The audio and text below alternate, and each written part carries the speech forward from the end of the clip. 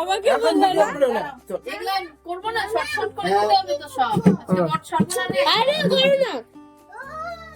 এই তাহলে দেখো তোমার এসে কেক আনতে অনিমেষার মনে গেছিল, তো দেখি একটু কি এনেছে।